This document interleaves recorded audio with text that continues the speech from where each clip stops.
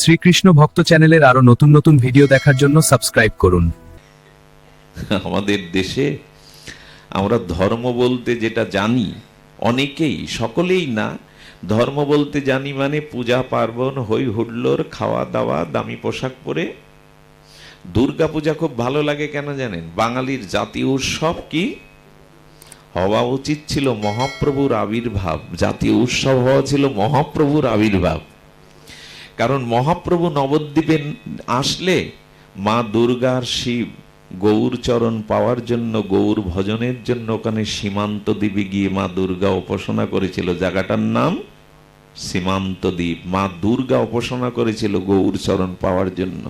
আর সেই দেশে জাতীয় উৎসব হলো দুর্গা উৎসব। কিন্তু গৌর পূর্ণিমা কবে আসে কবে চলে যায় এ খোঁজ কারো নাই। এই হলো আমাদের দুর্ভাগ্য। মহাপ্রভুকে আমরা দেখেছি সাইন বোর্ডে, কোন কোন দোকানে, বস্ত্রালয় বা দোকানে দেখবেন মহাপ্রভু হার্ডওয়ার।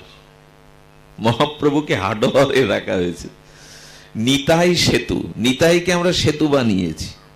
প্রেমের সেতুকে আমরা রাস্তা পারাপারের নিতাই সেতু। এই জায়গায় আমাদের জীবনে যদি গৌর না হতো কেমনও হইতো, কেমনে ধরিতাম দে রাধার মহিমা, প্রেম রস সীমা জগতে জানাতো কে। যদি গৌর না হতো বৃন্দাবন আমরা চিনতাম না। যদি গৌর না হতো রাধা তত্ত্ব কি, রাধারানী কি, এটাও জানতাম না। যদি মহাপ্রভু না আসতো মধুর হরিনামও পেতাম না। পেতাম কিন্তু ব্রজপ্রেম সিক্ত হরিনাম পেতাম। মহাপ্রভু না এলে ভাগবত পেতাম না। মহাপ্রভু না হলে এভাবে সাধু সঙ্গও কপালে জুটতো না। ওই পূজা পার্বণ নিয়েই থাকতে হতো। কিন্তু সেই মহাপ্রভুরই খোঁজ। সব থেকে দুঃখের কথা কি জানেন? আমার ঘরে গৌর এলো, আমার ঘরে সূর্য উঠলো, আর ঘুম ভাঙলো, আধার গেল আমেরিকাবাসীদের, পাশ্চাত্যবাসীদের। বোঝা যায় কথাটা?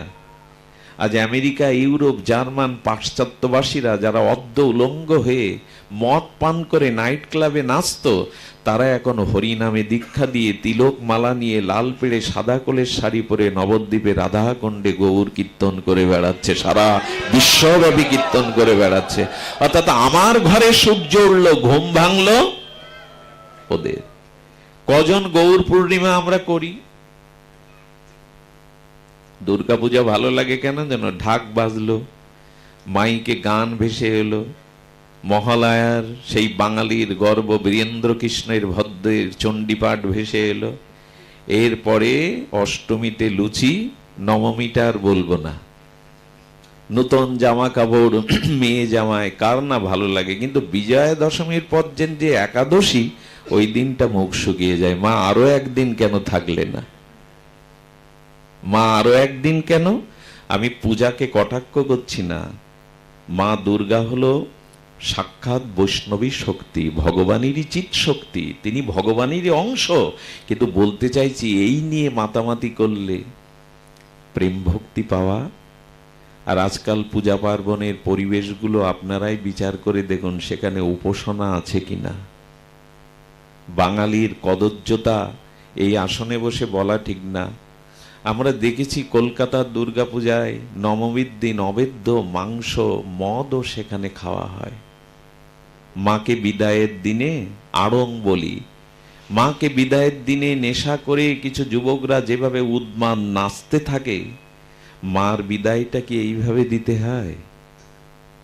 আমার মা মারা গেলে যখন শ্মশানে নদীর ধারে নিয়ে যায়, খুব কি নাচ গান করতে করতে নিয়ে যায়? ইসকনের এক প্রভু বলেছিলেন একবার বিজয়া দশমীতে মাকে ডুবিয়ে দিচ্ছে, আর ওই হই হুল্লোড় করে নৃত্য করছে। পরের দিন ওই ছেলেটা নদী পার হতে গিয়ে ও নৌকা ডুবিতে ডুবে গেছে। তো 5 দিন তো দুর্গা মণ্ডপে ছিল, মা বাঁচাও, মা তুমি দুর্গতি নাশিনী। মা একটু আকাশের থেকে হেসে বললেন, কালকে তো ডুবিয়ে আনন্দ করলে, এখন আমি কি করব বল? আমাকে ডুবাতে গিয়ে তো আনন্দ করলি, আমি কি করব?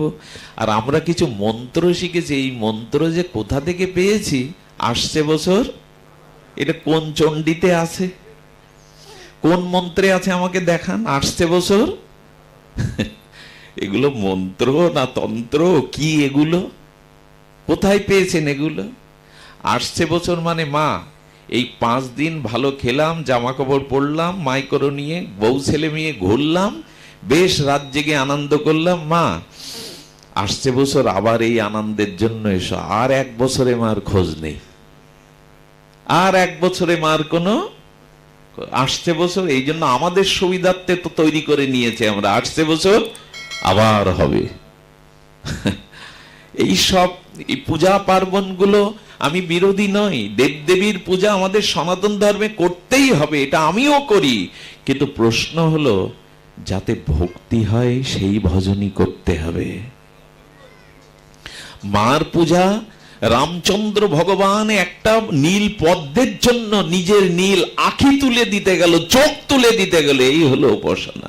মা, লোকে বলে আমার কমল নয়ন নাকি কমলের মতো, তামায় একটা ফুল নাই কি হয়েছে, তীর ধনুক দিয়ে রামচন্দ্র নিজের চোখ উৎপাটন করে দিতে গেলেন মার চরণে। লক্ষণ কাচ্ছে, হনুমান কাচ্ছে, আর রঘুপতি রামচন্দ্র চোখ তুলে দিতেছে। যে পূজা মানে উপাসনা, পূজা মানে আজকাল যেসব ওই যে ডিজে বলে তো প্রেমানন্দ, যাদের হার্টের রোগ নাই তাদেরও হয়ে যাবে ওগুলো শুনলে। আর যে অসুস্থ বাচ্চাগুলো আছে পাড়ায়, তারা অসুস্থ হয়ে যাবে। গাছগুলো রাত্রে ঘুমাতে পারে না, ওদের অত্যাচারে এই গাছগুলো ঘুমায়, আমাদের অক্সিজেন দেয়, ওরা অভিশাপ দেবে আপনাকে ওইভাবে হাইব্রিড দিয়ে রাত দুপুরে এগুলো বাজালে। এগুলো ধর্মে নাই।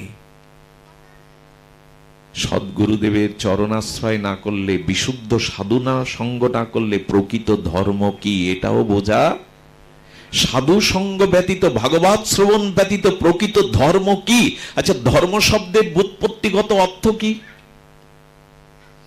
ধর্ম শব্দের ব্যুৎপত্তিগত অর্থ হলো তাই যাকে ধারণ করলে আর কোনো কালে আমার স্খলন বা পতন হবে না, তারই নাম কি বললাম একটু বলুন আপনারা। যা ধারণ করলে আর কখনো আমার নৈতিক বা আত্মিক পতন হবে না, তারই নাম ধর্ম। তা আমরা ধর্ম করে এটা হয়তো আগেকার দিনেও বিজয় দশমীতে বুড়ো বুড়ি গ্রামের যে মা স্বামী হারা হয়েছে তার কাছে মিষ্টি নিয়ে প্রণাম করতো। এখন এটাও তো উঠে গেছে। যে মাটা বিধবা হলো, পূজায় আসেনি, মুখ দেখেনি মা, তার বাড়ি গেছেন তো, গিয়ে একটু প্রণাম করে এসছেন তো না? বন্ধু বান্ধব বান্ধবী নিয়ে খাওয়া পড়া হই হুল্লোড় করলেন, মা বাবাকেও প্রণাম। আর আমাদের রীতি দেখুন, এরকম রীতি না। ধর্ম 2 প্রকার, নিত্য আর নৈমিত্তিক। কি কি বললাম শুনছেন তো সকলে? ধর্ম কয় প্রকার? নিত্য আর নৈমিত্তিক। নিত্য মানে যা শাশ্বত, প্রতিদিন প্রতিক্ষণে প্রতি সময়ে যা আচরণ করতে হয় তাকে বলে নিত্য শাশ্বত ধর্ম। নৈমিত্তিক মানে কোন কোন বিশেষ তিথিতে, কোন কোন বিশেষ পর্বে বছরে 2-4 দিন, একে বলে নৈমিত্তিক। বিশ্বাস করুন, এই রমজান মাসে আমি খুব দৃঢ় করে বলতে পারি, নিত্য ধর্ম ইসলাম ভাইরা যতটা করে, হিন্দুরা নিত্য ধর্ম ততটা। এর মধ্যে যারা আছেন, আমি যদি আপনাদের লজ্জা না দিতে চাই, আমি যদি বলি হাত তুলে বলুন তো আপনি সনাতনী হিন্দু, আপনাকে ত্রিসন্ধ্যা আহ্নিক গায়ত্রী করবার কথা, আপনাকে ত্রিসন্ধ্যা গুরুমন্ত্র জপ করার কথা, আহ্নিক বলে যাকে, এর মধ্যে 85% লোক সদুত্তর দিতে পারবেন আমি 3 বেলা আহ্নিক করেছি। কেন? কারণ আমরা নৈমিত্তিক ধর্ম নিয়ে ব্যস্ত। বছরে কিছু কিছু দিন হই হুল্লোড়, গান বাজনা, খাওয়া দাওয়া হয়, এই নিয়ে ব্যস্ত। কিন্তু নিত্য যে ধর্ম, সেটি কজন আচরণ করি আমরা? ঠাকুর ঘরে কজন যায়? আমাদের দেশের একটা ভুল ধারণা কি জানেন? ঠাকুর ঘরে ঠাকুর সেবাটা মেয়েদের কাজ, মায়েদের কাজ, পুরুষদের না। এই আরাগ জীবনে চরম ভুল। কারণ আমরা কেউ পুরুষ নই, আমরা প্রকৃতি, একমাত্র পুরুষ, অনাদিরাদি গোবিন্দ। আমাদের প্রত্যেকের উচিত ঠাকুর, এমনকি খুব সহজ কথা বলে, এইসব কথা ব্যাসপীঠে বলতে নাই, মাসের কয়েকটা দিন মায়েরা ঠাকুর ঘরে যায় না, তাদের ঋতুচক্রের কারণে যায় না। সে সময় অনেক বাড়িতে ঠাকুর সেবা, কেন সে বাড়ি পুরুষগুলো কি নাই? কেউ নাই যে ঠাকুরের একটা ফুল তুলসী দেবে। এইসব ভুলগুলো ভেঙে নিত্য ধর্ম পালন করুন। নিত্য ধর্ম যদি না করেন, নিত্য ধর্ম পালন, নিত্য হরিনাম, নিত্য মালা তিলক, নিত্য ঠাকুরের চরণে একটু ফুল তুলসী, এগুলো নিত্য ধর্ম। এই না করলে এগোনো যাবে না। আজকাল পূজা পার্বণ আর যাগযজ্ঞে আমাদের যে রাজসিকতা বেড়ে গেছে, তার মধ্যে দিয়ে প্রকৃত নিজের আত্মকল্যাণের পথটা অনেকটা রুদ্ধ হয়ে গেছে। বলতে বলতে চলে এসেছি, আপনাদের বলবো, বড় ভাগ্য মানুষ স্তন পায়া।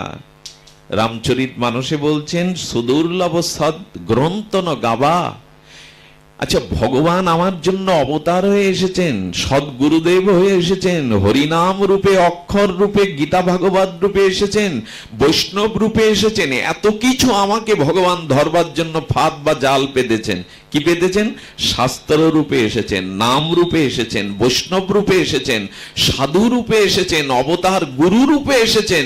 এরপরে ওই জালে ধরা দেবেন না? এমনকি ভগবান বললেন, আমি আত্মা রূপে তোমার ভিতরে তোমাকে বাঁচিয়ে রেখেছি। কেন জানো? কবে তুমি গোবিন্দ বলবে, কবে তুমি গৌর বলবে, কবে বলবে? আর সময় তো চলে গেল। এই জন্য শাস্ত্রে বলছেন যে দেখুন, এই অখণ্ড বাংলার মাটিতে জন্মানো আর সনাতন হিন্দুর ঘরে জন্মানো বহু জন্মের সৌভাগ্য হলে এই ভক্তিস্নাত বাংলার মাটিতে, যেখানে কৃষ্ণ এসেছেন, রাম এসেছেন, নরোত্তম ঠাকুর এসেছেন, এসেছেন অদ্বৈত প্রভু, শ্রীবাস আচার্য, পুণ্ডরিক বিদ্যানিধি, সেই মাটিতে সনাতন হিন্দুর ঘরে জন্মানো বহু জন্মের সৌভাগ্য, বহু কোটি সৌভাগ্য। কিন্তু সেই সৌভাগ্য আজ দুর্ভাগ্য হয়ে গেছে, আমরা ভজন করি না। এই জন্য দয়া করে আপনাদের কাছে নিবেদন করব, সময় আর নাই।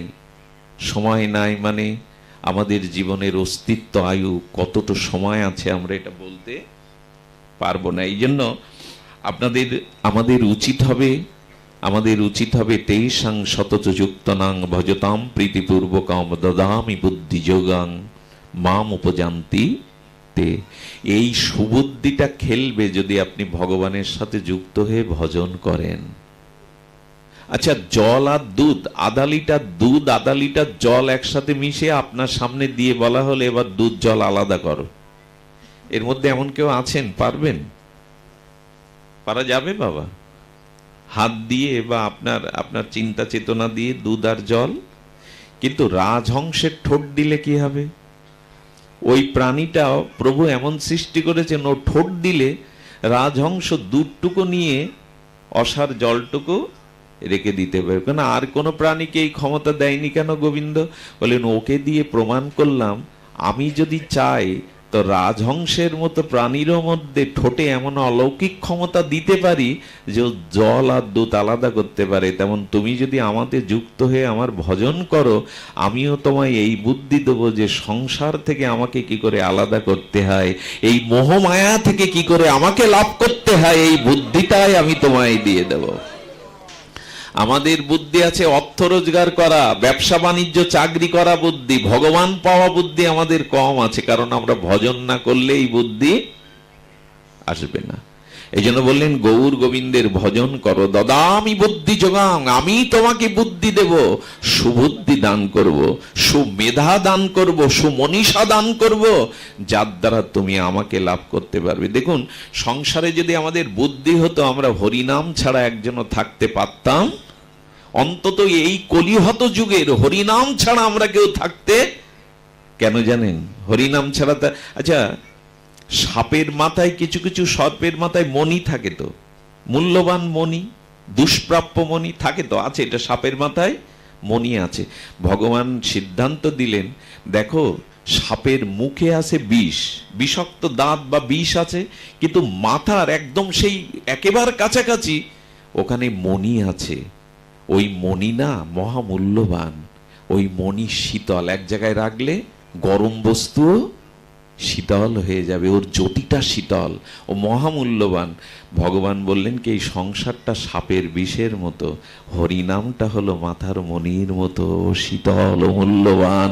তোমরা এখনো বোঝনি যে সাপের মাথায় মণি রাখো। আহারে, সংসার তো সাপ, সংসারের দংশন কে পাননি, জ্বালা কে পাননি? একজন উঠে দাঁড়িয়ে বলুন, আমি আপনার বাড়ি চাকরগিরি করব, যে সংসারে আমি কখনো দুঃখ, জরা ব্যাধি, অশান্তি পায়নি? বলুন, আমি আপনার বাড়ি বাথরুম পরিষ্কার করব। প্রধানমন্ত্রীকেও কাঁদতে হয়। 15ই আগস্ট আসলে শেখ হাসিনাকেও, তিনবারের প্রধানমন্ত্রীকেও তার মরা ছেলের মুখ দেখতে হয়। প্রধানমন্ত্রী, প্রাক্তন প্রধানমন্ত্রী খালেদা জিয়ার ছেলে যেদিন মারা যায়, আমি লাইভে দেখেছিলাম, তার ছোট ছেলে মারা গেলে তিনি স্তম্ভিত হয়ে দাঁড়িয়েছিলেন। বললাম, প্রধানমন্ত্রী হলে ওই সংসারের শোক তাপ থেকে কেউ মুক্ত নয়। তার মানে আমরা ধনী হই, মানি হই, পণ্ডিত হই, জ্ঞানী হই, সুস্বাস্থ্যের অধিকারী হই, সংসার বিষানলে দিবানিশি হিয়া। কে বলেছেন কথাটা? নরোত্তম ঠাকুর। সংসার বিষ আর অনল একসাথে। এক ব্যক্তিকে বিষ খেতে দিয়ে পেট্রোল দিয়ে জ্বালিয়ে দিলে যা হয়, তোমরাও জ্বলছো, কিন্তু উপলব্ধি করতে পারছ না। তো সাপের মতো সংসার সর্বদা দংশন করে। ব্যথা কি পাড়ার লোক এসে দেয় আমায়? আকাশ থেকে কেউ ব্যথা দিতে আসে? ঘরের মানুষ যাদের জন্য সব করেছেন, তারাই ব্যথায় দেয়, তারাই যন্ত্রণা দেয়, তারাই ভুল বোঝে, তারাই অবিশ্বাস করে। এই জন্য সাপ সর্পের মতো এই সংসার। কিন্তু যদি শান্তি পেতে চাও, তাহলে এই বিষের উপরে, এই ফনার উপরে হরিনামের মুক্তা রেখে দাও, শান্তি পাবে। মুক্তা রেখে দাও। সেই বোধ তো আমাদের হয়নি গো। হরিনামকে যদি ভালোবাসতে পারতাম, হরিনামের তত্ত্ব যদি জানতাম, একমাত্র সংসার তাপ ত্রিতাপ জোড়ানোর একমাত্র উপায় হলো হরিকথার হরিনাম। তব কথামৃতম তপ্ত জীবনম। গোপীরা বলছেন, তব কথামৃতম, হে গোবিন্দ, হে প্রাণনাথ, হে মনোহর, হে সুন্দর, তোমার কথাই একমাত্র জগতে অমৃত, আর কিছু অমৃত নয়। তোমার নাম, তোমার কথাই জগতে অমৃত, আর সব মৃত। আমি বলেছিলাম সেই অভিশাপটা হলো সসুখ বাসনা। সেই অভিশাপটা হলো সসুখ বাসনা। শ্যামসুন্দর পণ্ডিত প্রবার, বিশ্ব নৈয়ায়ী কাচার্য রাধাকুণ্ড তটাশ্রয়ী ভজনানন্দী ত্যাগ ও বিরক্তি মহাপুরুষ, তিনি বলেছেন সুন্দরী রমণীর আর ঘরে আগুন লেগে গেল। তার দাও দাও করে শাড়িতে আগুন ধরেছে, কাঠ টাট খসে খসে পড়ছে। বলে, ওগো, তুমিই তো বলেছিলে আমার জীবন মরণের সাথে আমাকে বাঁচাও। স্বামী কি করলো জানেন? স্বামী গিয়ে দেখলো, আমি যদি ভেতরে ঢুকে উদ্ধার করতে যাই, তাহলে ওই কাঠগুলো, আগুনগুলো সঙ্গে সঙ্গে কি জানেন, নিজে বাঁচবার জন্য ওখান থেকে পিছু হটে। এই হলো সংসার, এই হলো সংসার। ওটিতে যখন মাকে নিয়ে যায় না, ওটিতে, গর্ভবতী মা ওটিতে নিয়ে যায়, আমি নিজে কানে শুনেছি ডাক্তারের পাশে থেকে। ওই সময় বলা হয়, সন্তান বাঁচাতে গেলে মাকে মেরে ফেলতে হবে, আর মাকে বাঁচাতে গেলে সন্তান মারতে হবে। বাড়ির লোকদের মতামত নিলে কি বলে জানেন? গাছ বাঁচান তাহলে ফল, নিজের স্বার্থের জন্য গর্ভের সন্তানকেও কেটে হত্যা করে দেয়। এই হলো এই জগৎ। এই জন্য জগৎ নিয়ে মাতামাতি করতে যারা এসেছে, জগতের অনিত্য ভোগ সুখ নিয়ে যারা মাতামাতি করছে, তাদের দ্বারা আর যাই হোক ভগবত প্রাপ্তি, প্রেম ভক্তি প্রাপ্তি সম্ভব না। এই জন্য বারবার বলেছেন, আসক্তিটা কমাও, অনেক হয়েছে। তুমি এই জন্মে শুধু ভোগ করনি, এর আগে 30 লক্ষ পশুজনিতে ভোগ করেছো, কত কোটি কোটি বার পুনঃ পুনঃ জন্ম নিয়েছো, সব দেহেই কাম ক্রোধ ভোগ করেছো। এই জন্মটা পেয়েছো ভজনের জন্য, ত্যাগের জন্য। এবার ফিরে এসো, এবার হরিনাম দিয়ে নিজের এই ভোগ সুখ থেকে চলে এসো। কিন্তু না, আমাদের কানে এটা যায়নি, আমরা ভোগ নিয়েই মেতে আছি। আমারটা ছাড়তে পারলাম না, আমি আমারটা ছাড়তে পারলাম না। আমাদের পণ্ডিত বলে দিয়েছেন, কথাটা কেউ রাগ করবেন না। বর্তমান অবস্থা কি জানেন? আগে 45 বছর 40 বছর বয়স হলে মানুষ ফুল হাতা শার্ট, আমরা দেখেছি ফুল হাতা শার্ট গায়ে দিত। এখন 70 বছরেরও বৃদ্ধ ডোরা কাটা গেঞ্জি গায়ে দিয়ে ইন করে ঘুরে বেড়ায়। এগুলো কিসের নমুনা? জগতের রুচির পরিবর্তন। আচ্ছা, 70 বছরের বুড়োর চুলকালি করা দরকার আছে? হাসি পাচ্ছে না শুনে আপনাদের? হাসি পাবে কি? আমরা আমাদের ঢেকে রাখতে চাই প্রকৃতির নিয়মকে। চামড়া স্লগ হয়ে গেলে আমরা মাইকেল জ্যাকসনের মতো প্লাস্টিক সার্জারিও করে আছি। এতে টিকে থাকা যাবে তো? প্লাস্টিক সার্জারি করে টিকে থাকা যাবে তো? যাবে না। এই জন্য সতর্ক হন। এর দেহ সাজানোর জন্য আপনি আসেননি, এর পরিণাম চিতায়। আজ দুপুরে একজনকে পুড়িয়ে এলাম আমার বুধাটায়।